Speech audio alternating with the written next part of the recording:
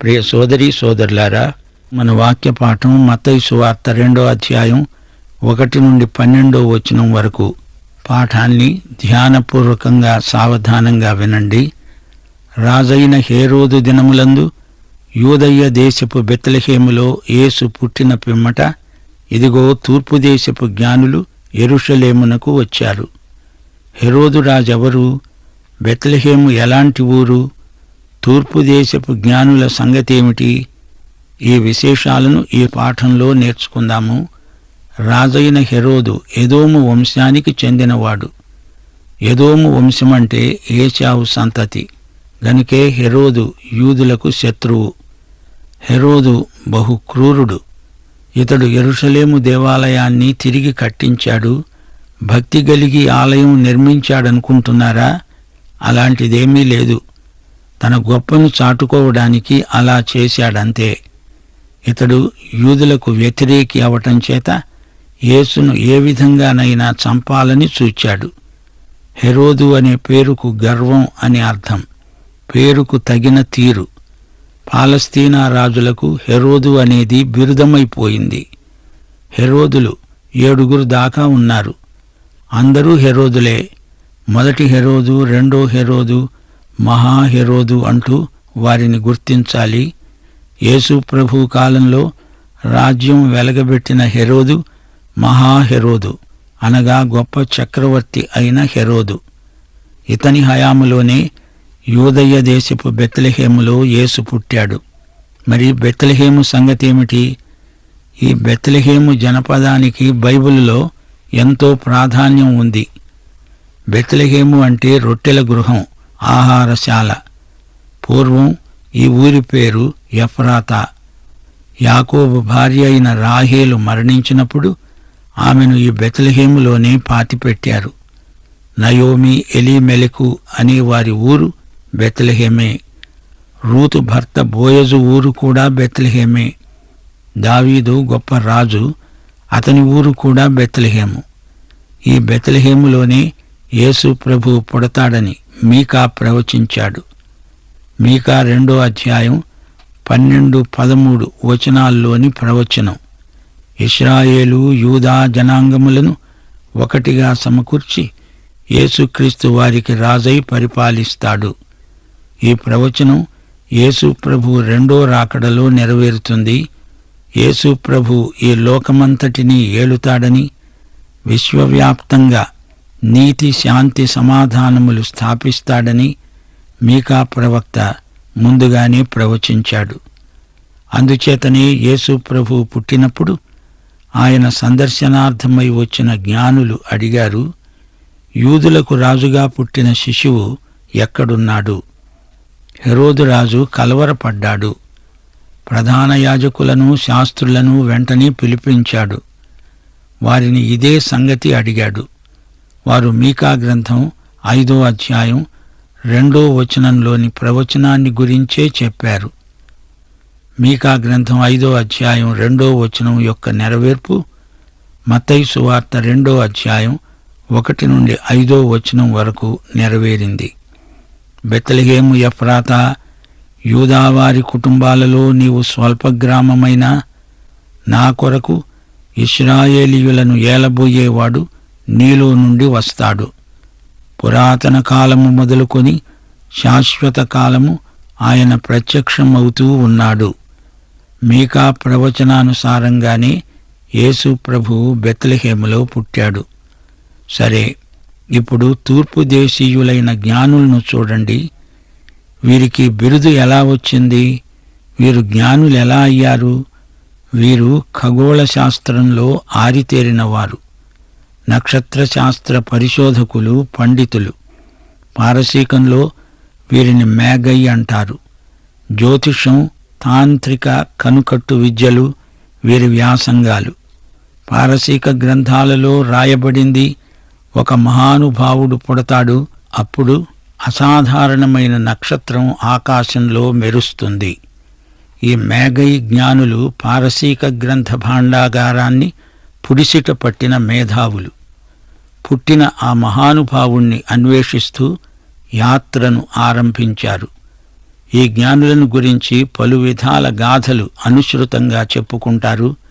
అయినా బైబిలులో చెప్పబడని సంగతుల జోలికి మనం పోకూడదు.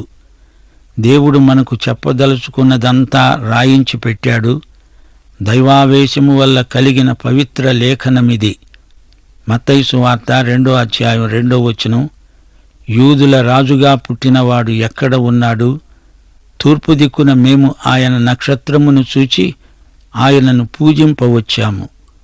తూర్పు దేశపు జ్ఞానులు అడిగిన ప్రశ్న, యూదుల రాజు పుట్టాడు, మరి ఆయన ఎక్కడున్నాడు? ఈ ప్రశ్న విచిత్రంగా ధ్వనిస్తోంది. పుట్టినవాడు రాజే అని వారికి తెలిసింది.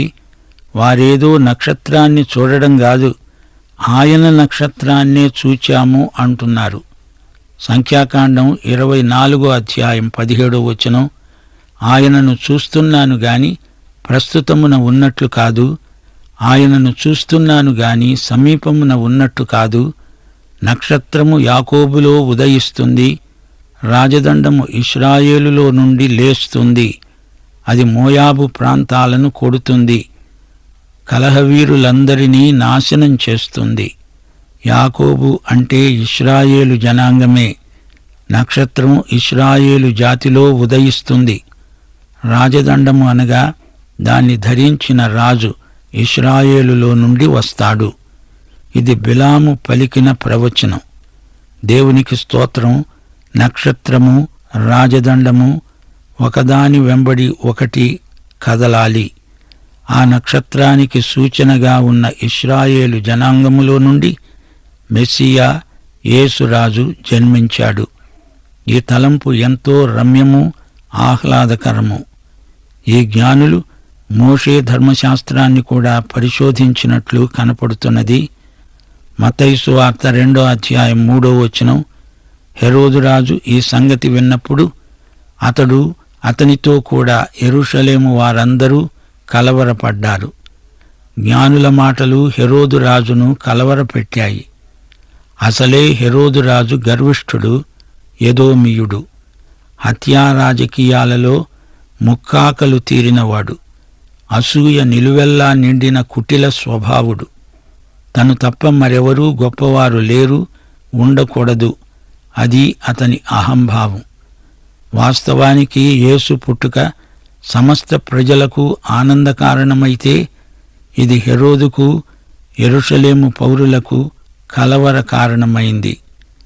హెరోదు కలవరమేమిటో గ్రహించగలము కాని యెరూషలేములోని వారందరికీ ఎందుకీ కలవరం? ఇది విడ్డూరంగా ఉంది. ఈ రోజుల్లో పేరుకు మాత్రం క్రైస్తవులైన వారెందరో ఉన్నారు. అచ్చం ఇలాంటి వారే నాటి యెరూషలేము పౌరులు. అప్పటి యెరూషలేము యూదులకు దేవుని వాక్యము ఏమాత్రమూ తెలియదు. హెరోదు ఏది చెప్తే అది గుడ్డిగా నమ్మేస్తారు. అంతకంటే వారికి ఇంకేమీ తెలియదు. అలాగే ఈ రోజుల్లో కూడా సంఘస్థులలో చాలామందికి దేవుని వాక్యాన్ని గురించిన అజ్ఞానం ఎక్కువ ఉంది. నామకార్థ క్రైస్తవులంటే వీరే.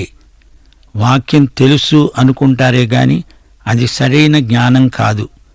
పుట్టగొడుగుల్లాగా పుట్టకొస్తున్న తప్పుడు బోధల చేత వారు ప్రభావితులవుతున్నారు. ఎవరు ఏది చెప్తే దాన్ని వెంటనే నమ్మేస్తారు. వాక్యానికి వంకర టింకర అర్థాలు చెప్పేవారిని సామాన్య క్రైస్తవులు ఖండించలేకపోతున్నారు. సరైన వాక్య జ్ఞానం లోపించడం చేత వీరు మోసపోతున్నారు. అది సరే. ఇప్పుడు హేరోదు కలవరానికి కారణమేమిటి? నేనే రాజును, మహాచక్రవర్తిని, నాకు పోటీగా మరొక రాజు పుట్టడమేమిటి? ఇదే అతని కలతకు ముఖ్య కారణం. శ్రోతలు వింటున్నారా? మనలో గర్వము, అసూయ, మత్సరము ఉంటే వాటి ఫలితమే కలవరం.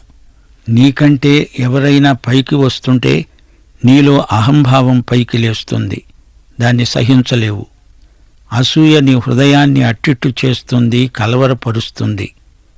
మత్తయి సువార్త 2:4 కాబట్టి రాజు ప్రధాన యాజకులను, ప్రజలలో ఉన్న శాస్త్రులను అందరినీ సమకూర్చి వారిని అడిగాడు, క్రీస్తు ఎక్కడ పుడతాడు? సరైన ప్రశ్న, సరైన వారినే అడిగాడు రాజు. వీరు నిజంగా సరైన ప్రధాన యాజకులా, శాస్త్రులా? అయితే వీరికి దేవుని వాక్యం క్షుణ్ణంగా, కూలంకషంగా, ఆమూలాగ్రంగా తెలిసి ఉండాలి గదా. దేవుని వాక్యం వీరికి తెలిసి ఉంటే రాజు అడిగి అడక్కముందే చెప్పేసి ఉండేవారే. రాజు అడిగిన తర్వాత లేఖనాలు అప్పటికప్పుడు అంత వెతకాలా? దేవుని వాక్యాన్ని బోధించేవారు దేవుని వాక్యమును రాత్రింబగళ్ళు ధ్యానిస్తారు, భయభక్తులతో అధ్యయనం చేస్తారు, వాక్యాన్ని హృదయంలో భద్రం చేసుకుంటారు. మత్తయి సువార్త 2:5 అందుకు వారన్నారు, యూదయ్య బెత్లెహేములోనే, ఏలయనగా యూదయ్య దేశపు బెత్లెహేమా, నీవు యూదా ప్రధానులలో ఎంతమాత్రమూ అల్పమైన దానవు కావు. ఇశ్రాయేలు అనే నా ప్రజలను పరిపాలించే అధిపతి నీలో నుండి వస్తాడు అని ప్రవక్త ద్వారా రాయబడి ఉన్నది. వీరు మీకా గ్రంథం 5:2 తీసి చూపుతున్నారు. ఈ వచనం లేఖనాలలో ఉంది. అది చెప్పినప్పుడు వారి మనస్సులో, మెదడులో అది ఉంది, కాని వారి హృదయంలో మటుకు లేదు. వాక్యం హృదయంలో సమృద్ధిగా నివసించాలి, తలలో కాదు. హృదయంలోని వాక్యమే విశ్వాసవాక్యం. ప్రధాన యాజకులు, శాస్త్రులు యూదులే. నలుగురితో పాటు నామమాత్రంగా మెస్సియా వస్తాడులే అంటున్నారు. వాక్యం మాత్రం వారికి ఉంది. అది వారికి రెఫరెన్స్ పుస్తకం. దాని ప్రయోజనం వారికి అంతవరకే. లేఖనములోని దేవుణ్ణి, పరిశుద్ధాత్మను వారెరుగరు. వృత్తిరీత్యా వీరు మతగురువులు. పాత నిబంధన ప్రవచనాలకు కొత్త నిబంధనలో నెరవేర్పు కనిపిస్తుంది. పాత నిబంధన పైన కొత్త నిబంధన ఉంది. కొత్తది అన్నప్పుడు పాతది తెలిసి ఉండాలి కదా. మత్తయి సువార్త 2:6-7-8 అంతటా హెరోదు ఆ జ్ఞానులను రహస్యముగా పిలిపించి ఆ నక్షత్రము కనబడిన కాలము వారి చేత పరిష్కారముగా తెలుసుకొని అన్నాడు, మీరు వెళ్ళి ఆ శిశువు విషయమై జాగ్రత్తగా విచారించి తెలుసుకోగానే నేను వచ్చి ఆయనను పూజించేటట్లు నాకు వర్తమానము తెండి. ఈ మాట చెప్పి రాజు వారిని బెత్లెహేముకు పంపాడు. ఈ జ్ఞానులు తూర్పు దేశానికి అనగా బబులోను ప్రాంతానికి చెందినవారు. ఈ దేశము బెత్లెహేమునకు దాదాపు 1650 కిలోమీటర్ల దూరం ఉంటుంది. ఆ కాలంలో సరైన ప్రయాణ సౌకర్యాలు లేవు. అయినా వారు సుదీర్ఘ ప్రయాణం, వ్యయ ప్రయాసల కోర్చి చేశారు. ఒంటెలపై ప్రయాణం సాగించారు. కొంత దూరం నడిచి ఉండవచ్చు. తమ స్వదేశంలో నక్షత్రాన్ని చూచిన తరువాత బెత్లెహేము చేరడానికి ఎంతకాలం పట్టింది? ఇది అంచనా వేయాలంటే కష్టమే. బహుశా వారి ప్రయాణం దీర్ఘకాలం పట్టి ఉండవచ్చు. ఆ నక్షత్రం ఎప్పుడు కనపడిందో వివరంగా అడిగి తెలుసుకోవడానికి వారిని రహస్యంగా పిలిపించుకున్నాడు. హెరోదు రాజు దగ్గరికి వచ్చిన జ్ఞానుల ద్వారా మనం నేర్చుకోవలసిన పాఠాలు 3. 1. జ్ఞానుల రాక హెరోదును కలవరపరిచింది. కారణం అతనిలోని గర్వము, అహంకారము. మనలో అలాంటి బూచి ఏదైనా ఉంటే ఇప్పుడే వదిలించుకోవాలి. 2. జ్ఞానుల రాకకు ముందుగా ప్రధాన యాజకులు, శాస్త్రులు ఏనాడు మెస్సియాను గూర్చి మనస్ఫూర్తిగా ఆలోచించిన వారు కారు. లేఖనాలలో ఇలా ఉంది అని నిఘంటువు మాట్లాడినట్లే రెఫరెన్సు చెప్పారు, కాని ఆ లేఖనాల గ్రంథకర్త అయిన ప్రభువును వ్యక్తిగతంగా ఎరిగి ప్రేమించిన వారు కారు. మతనాయకులు, వృత్తిరీత్యా శాస్త్రులు, పరిసయ్యులు వారు చేసేది ఉద్యోగం, దైవసేవ కాదు. మతాచారాలలో మునిగి తేలేవారు నిజమైన దేవుణ్ణి అన్వేషించటం మానేస్తారు. అది ప్రమాదకరమైన మౌఢ్యం, నిర్లక్ష్యం.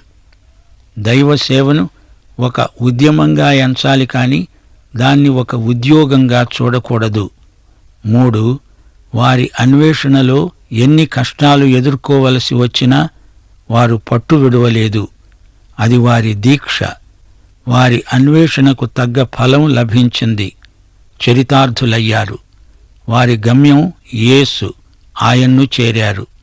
వారి శ్రమ ఫలించింది. ప్రభువును చూచారు, ఆయనను ఆరాధించారు.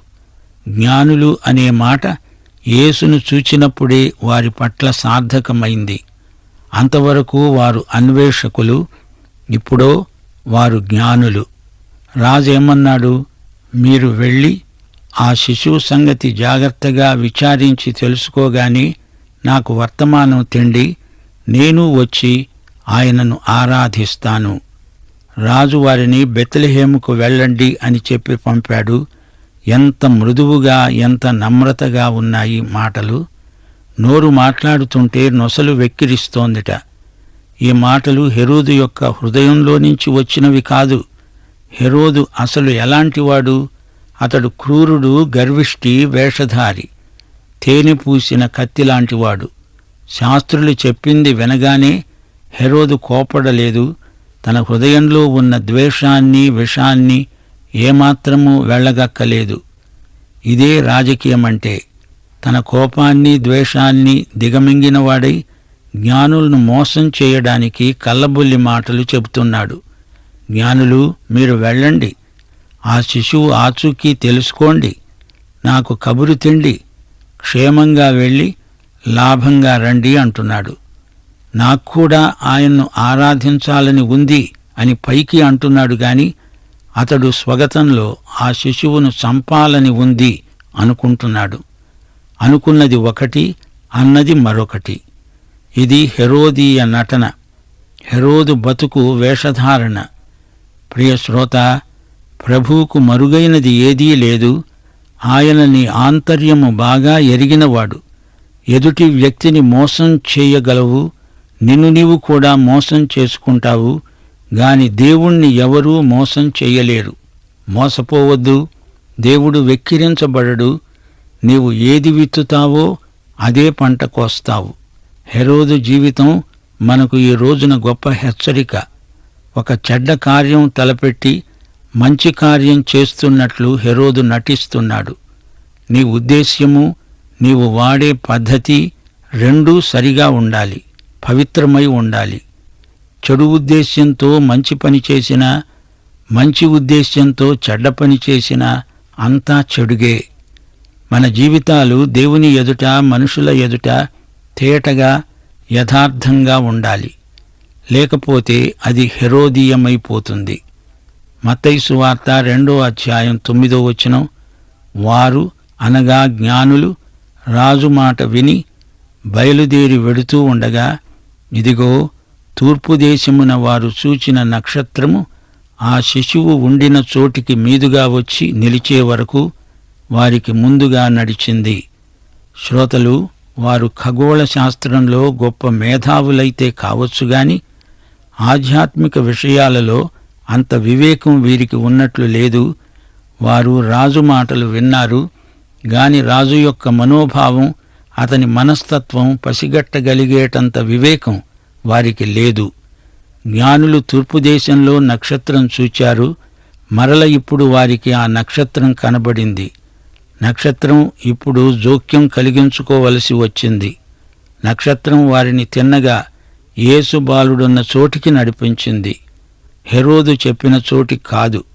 యేసు ఇప్పుడు నజరేతులో ఉన్నాడు, బెత్లెహేములో లేడు. మునుపు వారెప్పుడో చూచిన నక్షత్రం ఇప్పుడిక్కడ కనబడింది. వారు అత్యానంద భరితులయ్యారు. గమనించండి, స్వదేశంలో కనిపించి మళ్లీ ఇప్పుడు ఇక్కడ కనిపించి వారిని యేసు దగ్గరికి నడిపించింది. నక్షత్రం యేసు నక్షత్రం, యేసు పంపిన, వాడుకున్న నక్షత్రం. దానియేలు గ్రంథం 12:3 బుద్ధిమంతులైతే ఆకాశమండలములోని జ్యోతులను పోలిన వారై ప్రకాశిస్తారు. నీతి మార్గమును అనుసరించి నడుచుకొనేటట్లు ఎవరు అనేకులను త్రిప్పుతారో వారు నక్షత్రముల వలె నిరంతరము ప్రకాశిస్తారు. ప్రభువు కోసం ఆత్మలను సంపాదించేవారు ఆకాశ నక్షత్రముల వంటివారు. పారసీక దేశంలో ఎస్తేరు ఒక నక్షత్రం. ఎస్తేరు అనే పేరుకు అర్థం నక్షత్రం. జ్ఞానులు చూచిన నక్షత్రం అసాధారణమైనది. ఈ నక్షత్రం రాత్రింబవళ్ళు ప్రకాశిస్తుంది. విశ్వాసి యేసు నక్షత్రమై అలాగే దివారాత్రములు ప్రకాశించాలి. నక్షత్రం జ్ఞానులను యేసు వద్దకు నడిపించింది. కాపరులకేమీ జ్ఞానులకేమీ ప్రభువు వద్దకు నడిపించే సాధనమే నక్షత్రం.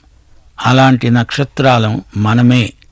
కాపరులు సాక్ష్యమిచ్చి అనేకులకు తామే నక్షత్రాలయ్యారు. ఈ నక్షత్రం జ్ఞానులకు అత్యానందం కలిగించింది. ఆత్మల సంపాదనలో మనం అనేకులకు ఆశీర్వాదమవుతాము. నక్షత్రం తన పని ముగియగానే అంతర్ధానమైంది. మనం ప్రభువు చాటున మరుగై ఆయన ద్వారా గొప్ప కార్యాలు చెయ్యాలి. నక్షత్రం జ్ఞానులను ఆరాధనకు నడిపించింది. దేవుణ్ణి యథార్థముగా ఆరాధించేవారు ఆత్మతో సత్యముతో ఆయనను ఆరాధించాలి. జ్ఞానులు ఇంటిలోనికి వచ్చి తల్లి అయిన మరియను ఆ శిశువును చూచి సాగిలపడి ఆయనను పూజించి తమ పెట్టెలు విప్పి బంగారమును సాంబ్రాణిని బోళమును కానుకలుగా ఆయనకు సమర్పించారు. ఈ కానుకల అంతర్భావం వచ్చే పాఠంలో చెప్పుకుందాము. ప్రభు అయిన యేసుక్రీస్తు వారి కృప, తండ్రి అయిన దేవుని ప్రేమ, పరిశుద్ధాత్మ యొక్క అన్యోన్య సహవాసము మనకు నిత్యత్వము పర్యంతము తోడై ఉండునుగాక. ఆమేన్.